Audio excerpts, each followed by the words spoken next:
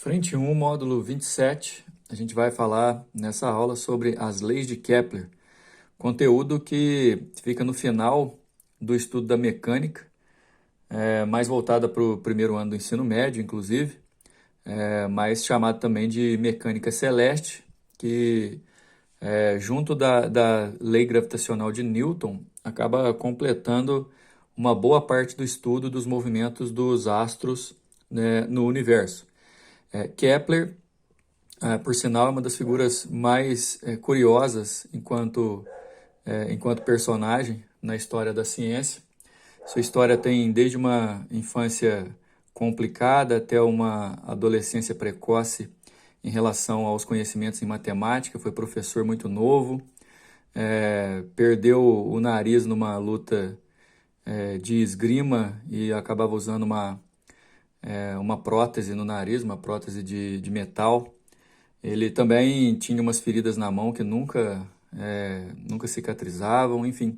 Também tem algumas suspeitas em relação ao seu caráter durante a história, mas tem aqui a publicação das 3 leis de Kepler, que são leis importantíssimas para a gente estudar a mecânica dos astros no universo. Normalmente, pessoal, e inclusive nas publicações de Kepler, a ideia era essa, de falar sobre os movimentos dos planetas em torno do Sol, especificamente. Porém, você pode observar as leis de Kepler também nos movimentos dos satélites em relação aos planetas, principalmente quando os satélites são naturais, tipo a Lua em relação à Terra.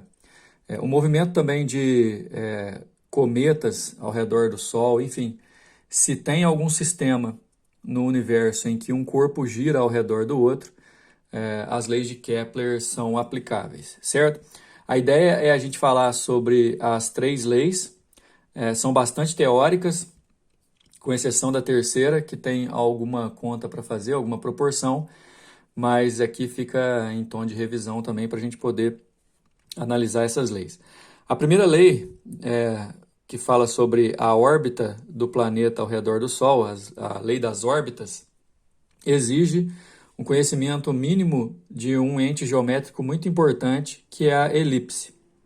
Já posso adiantar que a lei de Kepler, a lei das órbitas, a primeira lei, fala que todo planeta girando ao redor do Sol tem uma trajetória elíptica com o Sol ocupando um dos focos dessa elipse. Porém, para você poder entender o enunciado dessa lei, você tem que também entender do que se trata uma elipse. Então, vamos lá. Além disso, obviamente, entender também as suas partes. Elipse, pessoal, é uma curva que é formada por todos os pontos, os quais, em relação a 2 pontos fixos internos a essa elipse, a soma das distâncias até esses 2 pontos fixos sempre vai dar o mesmo resultado. Esses pontos fixos são chamados de focos da elipse. Então, numa elipse, qualquer ponto que você tomar como referência, a distância desse ponto até o foco 1 mais a distância do ponto até o foco 2 vai dar sempre a mesma. Inclusive, aí no desenho, esse ponto aqui representa, está muito parecido com um triângulo equilátero, mas eu posso até escolher um outro ponto aqui, por exemplo.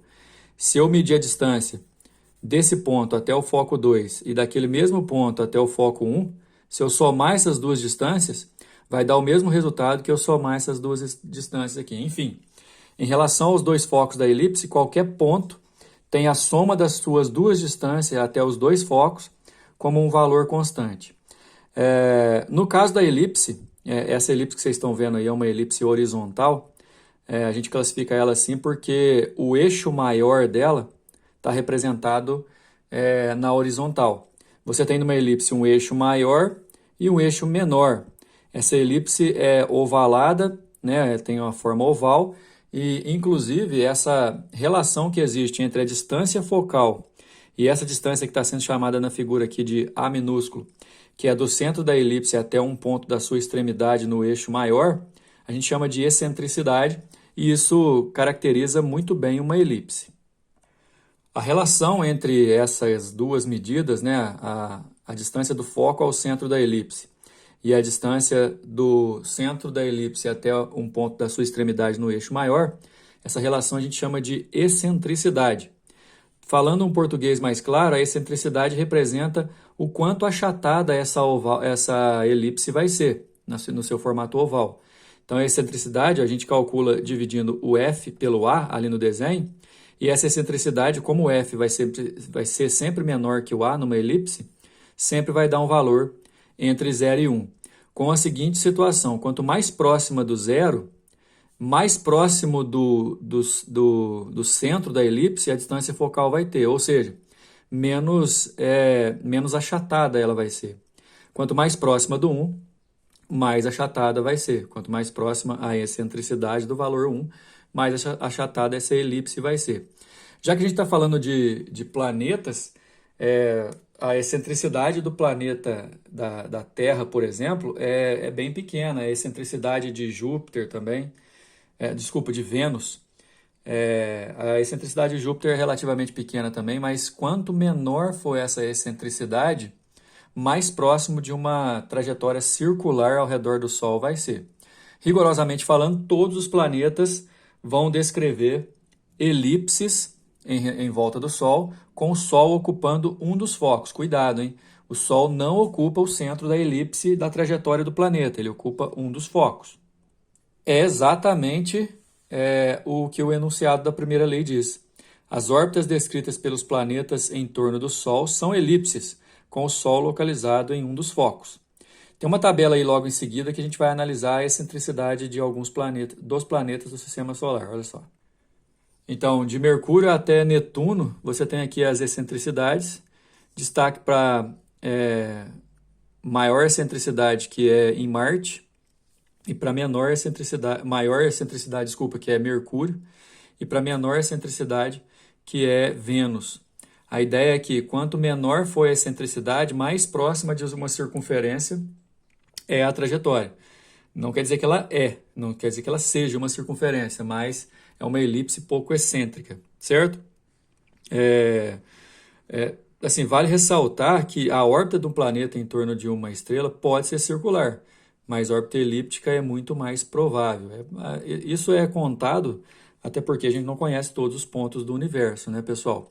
Mas a primeira lei de Kepler serve principalmente para os planetas que formam o nosso sistema solar.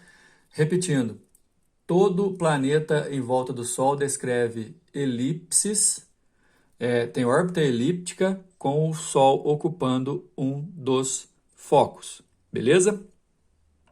A segunda lei vai falar sobre a lei das áreas, e para poder entender certinho o que essa lei nos mostra, a gente precisa ter uma noção de uma grandeza que se chama raio vetor, ou vetor posição do planeta em relação ao Sol.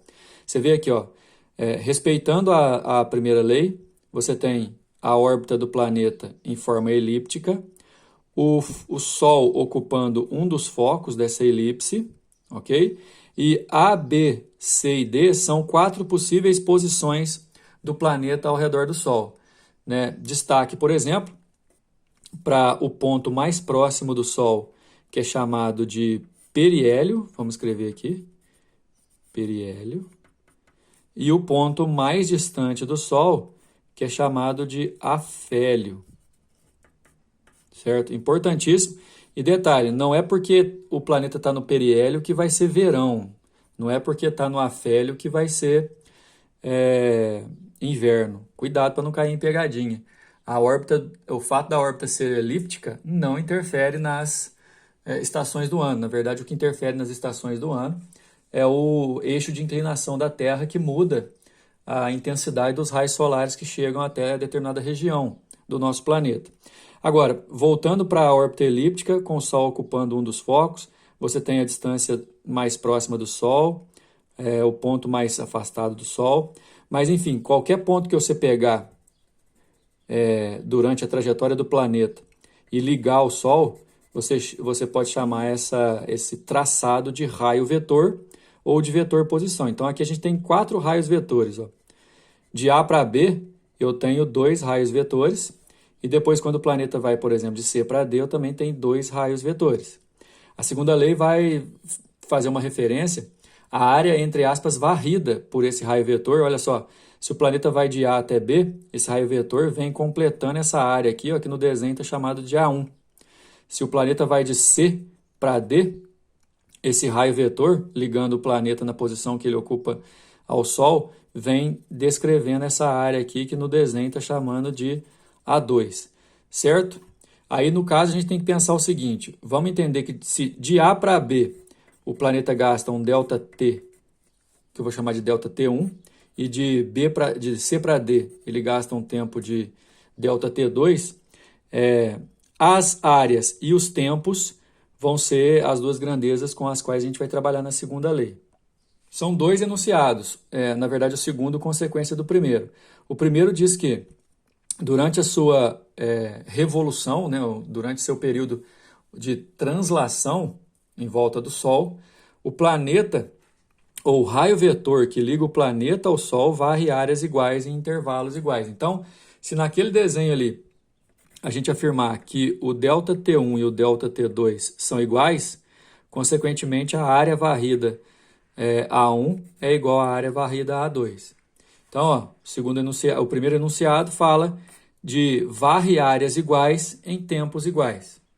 O segundo enunciado diz que a área varrida pelo raio vetor de um planeta é proporcional ao intervalo de tempo gasto. Ou seja, se em um determinado intervalo de tempo o planeta gastou o dobro do que outro intervalo de tempo, a área varrida também será o dobro. Ok? O terceiro enunciado, também consequência do primeiro, é a velocidade areolar, que é aquela velocidade em relação à área varrida e o intervalo de tempo gasta, é constante. Só que assim, a gente tem uma outra consequência muito importante.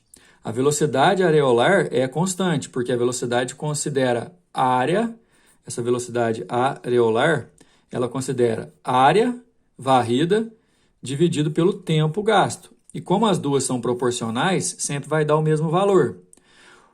O que não quer dizer que o planeta tem velocidade constante quando gira ao redor do Sol. Muito pelo contrário. O fato da velocidade areolar do planeta ser constante implica que a velocidade de translação seja variável. Ou seja, vai ter algum momento que vai ter que descrever um arco maior para poder igualar a área de um arco menor por estar mais distante.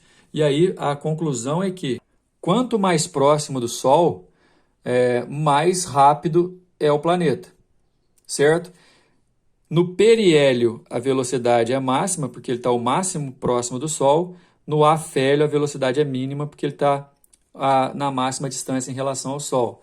Do afélio ao periélio, o planeta tem um movimento acelerado. Do periélio ao afélio, tem um movimento desacelerado ou um movimento retardado. Então, confirmando, o movimento de translação somente seria uniforme se a órbita do planeta fosse circular. Inclusive, tem muito exercício que a gente considera que a órbita da Terra, já que a excentricidade é muito baixa, é circular, mas é só uma simplificação de modelo. Outra consequência aqui é a velocidade escalar média de translação, que trabalha, na verdade, com o quadrado de uma grandeza que a gente chama de raio médio. Só que, assim, o mais importante é você dominar os enunciados das leis. Primeira lei, vamos recapitular um pouco. A primeira lei fala que as órbitas são elípticas e o Sol ocupa um dos focos dessa elipse. As excentricidades são diferentes, mas todo o planeta gira em órbita elíptica. A segunda lei fala que no seu trajeto, um planeta com seu raio vetor varre áreas iguais em tempos iguais. A principal consequência disso é que quanto mais próximo do Sol, mais rápido é o planeta. Quanto mais distante, menor a sua velocidade. Sendo o ponto de velocidade máxima o periélio, de velocidade mínima o afélio. Consequentemente, as áreas são proporcionais aos tempos que são decorridos ao percorrer um determinado trecho da órbita elíptica. Por fim, tem a terceira lei, que é a lei dos períodos, que relaciona o tamanho da órbita com o tempo gasto para poder dar uma volta completa. Uma coisa importante, a gente tem que criar, já que é uma elipse, uma ideia do raio médio, né, que a gente vai chamar de R maiúsculo, que na verdade é a média entre a distância mínima e a distância máxima. Lembrando que a distância mínima é do periélio, enquanto a distância máxima é do afélio. Se você pegar na trajetória elíptica de um planeta, dividir somar a distância do periélio com a distância do afélio e dividir por 2, você acha o raio médio dessa nossa elipse.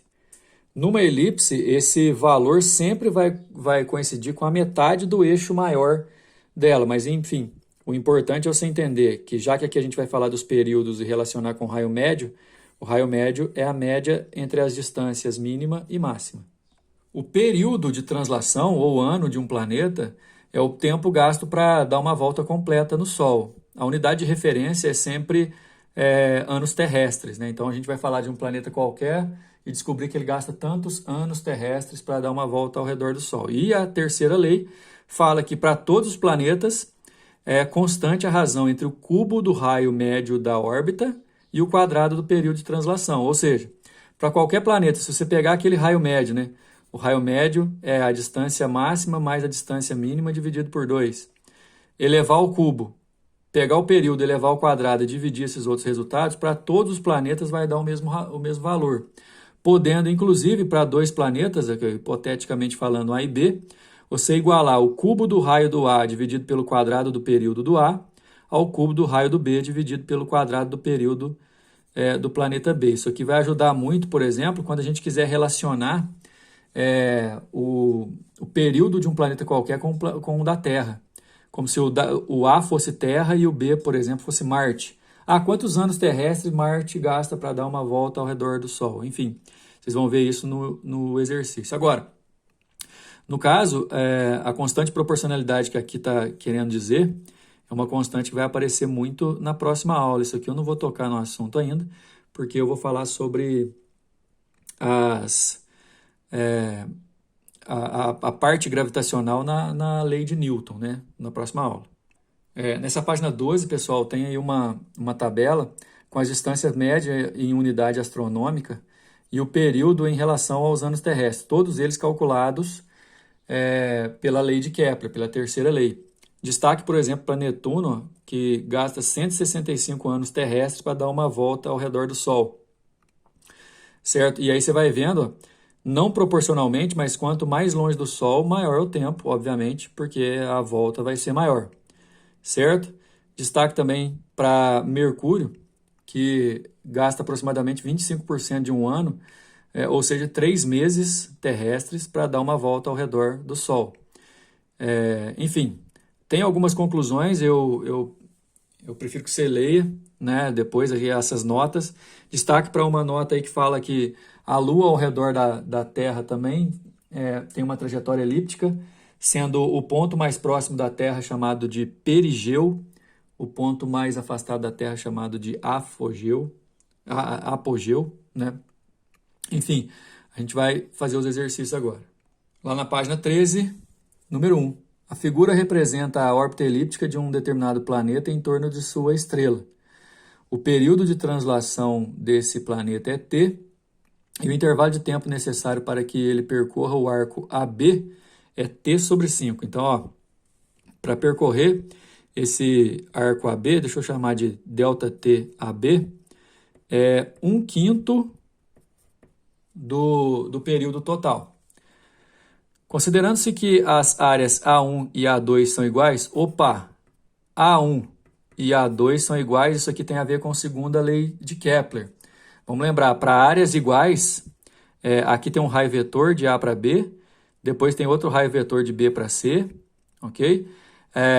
A área 1 e a área 2 sendo iguais, nos dá a certeza que o ΔT de A para B e o ΔT de B para C também são iguais, certo? Então, automaticamente eu já sei que se o ΔT de AB é 1/5, o ΔT de BC também vai ser 1/5. Eu vou até puxar uma setinha aqui, ó. ΔT de BC vai ser 1/5 do período também. Né? Isso tudo porque ele falou que a área é a mesma, as áreas são iguais, e aí a conclusão da segunda lei é que varre áreas iguais em períodos iguais. Aí o exercício está perguntando o seguinte: o intervalo de tempo necessário para que o planeta percorra o arco CA então assim, AB, o arco AB mais o arco BC mais o arco CA, você pode pensar que é a elipse inteira, certo? Para girar o arco AB, gasta 1/5 do tempo total. Para girar o arco BC, a gente concluiu pela segunda lei que gasta o mesmo tempo.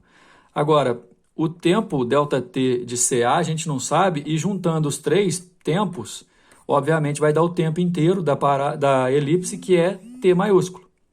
Aí, nesse caso, simplesmente 2T sobre 5 mais ΔT é igual ao período todo.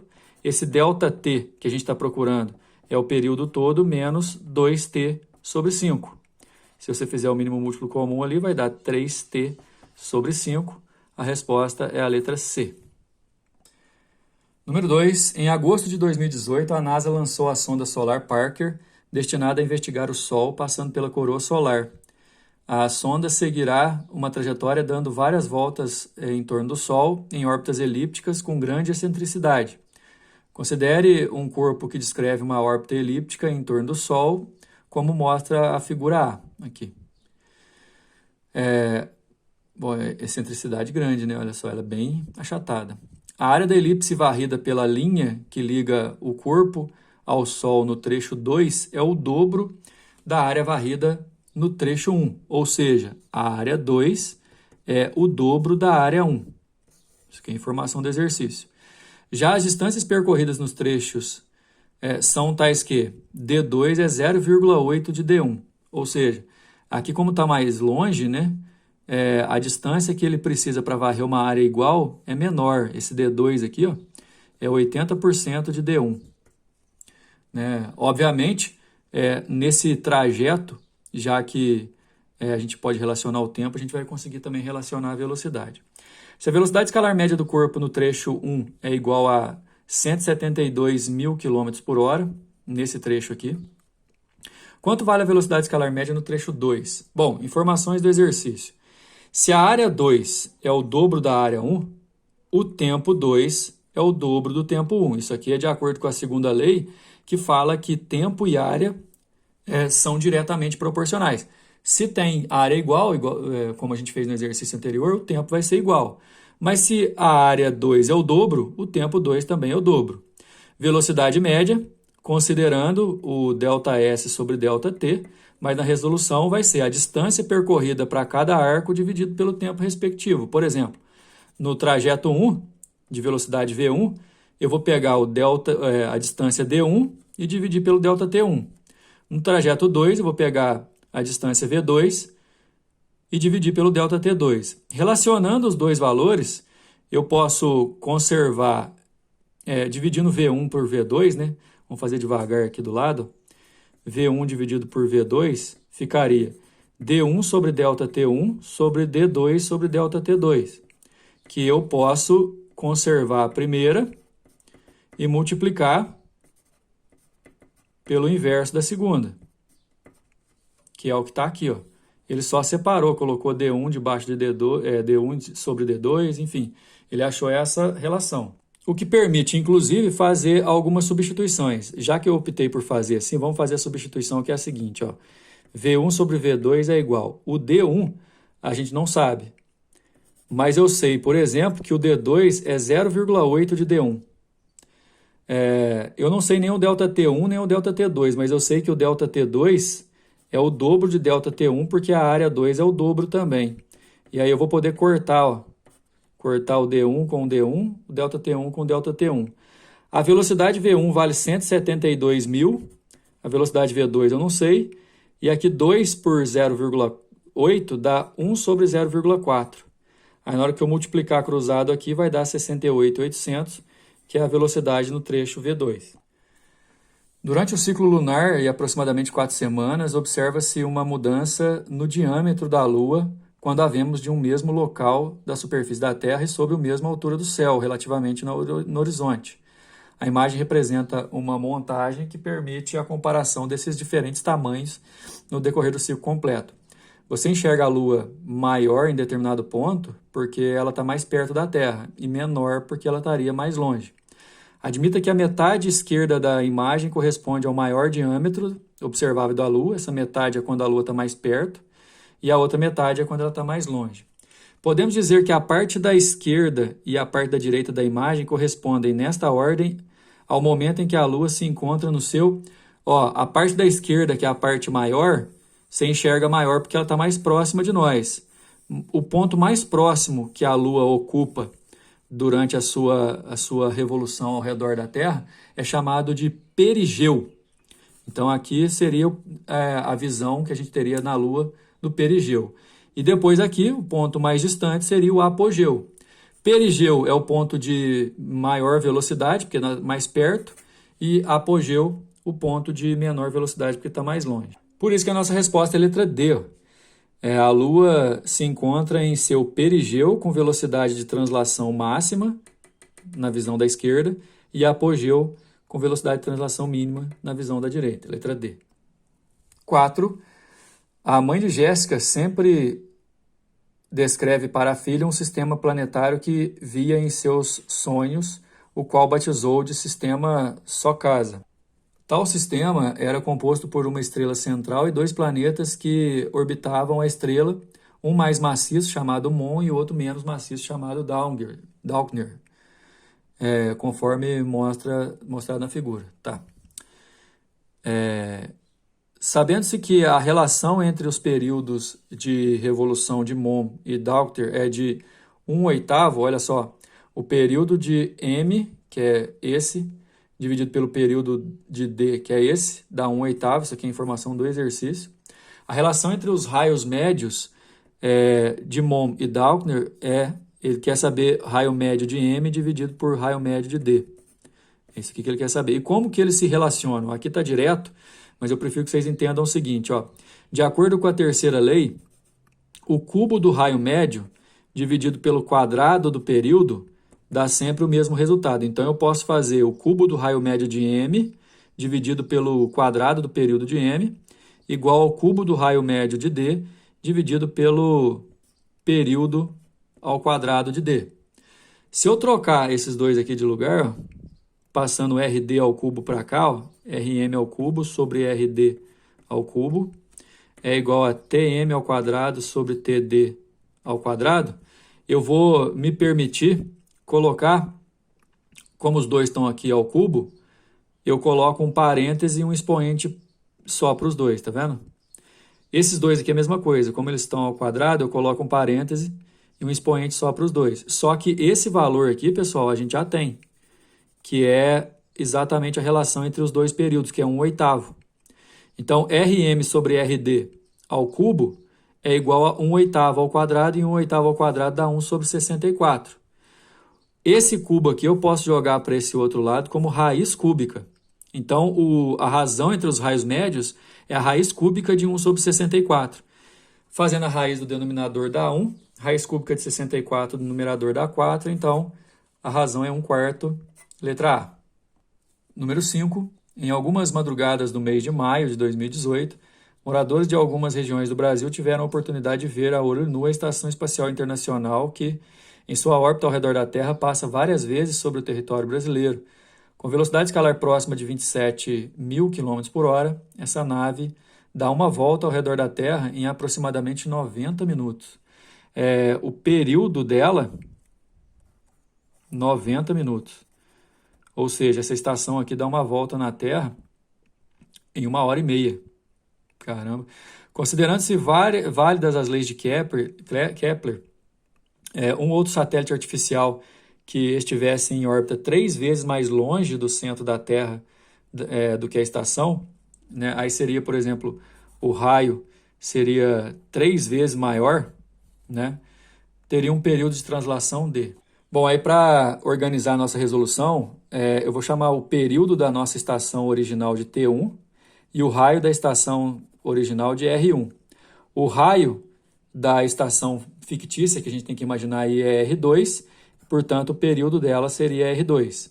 Qual a relação entre eles? Que se eu elevar o cubo do raio e dividir pelo quadrado do período para cada uma, o resultado vai ser o mesmo e eu vou poder igualar desse jeito aqui, ó. Então, para a estação original e para a estação fictícia. É igual a gente fez no exercício anterior. Se eu trocar os R's e todos vão ficar elevados ao cubo, trocar os T's aí eles vão ficar elevados ao quadrado, eu vou poder escrever assim, ó, certo? Aí como o R2 é 3 vezes R1, no lugar do R2 aqui, ó, eu vou colocar 3 vezes R1 e vai ficar sobre R1 e eu vou cortar. Só que isso vai estar elevado ao cubo, que vai dar 27, certo? Então, T2 sobre T1 ao quadrado vai dar 27. T2 sobre T1 é raiz de 27, então, que eu passo o quadrado para o outro lado. Raiz de 27 é 3 raiz de 3. Então, quer dizer que T2 sobre T1 é igual a 3 raiz de 3. Nesse caso, como o T1, que é o período da estação original, vale 90, se eu multiplicar cruzado, vai dar 270 raiz de 3 para o período T2, que é a nossa resposta da letra E. Certo? Próxima aula a gente vai continuar falando sobre mecânica celeste com a lei gravitacional de Newton. Até mais.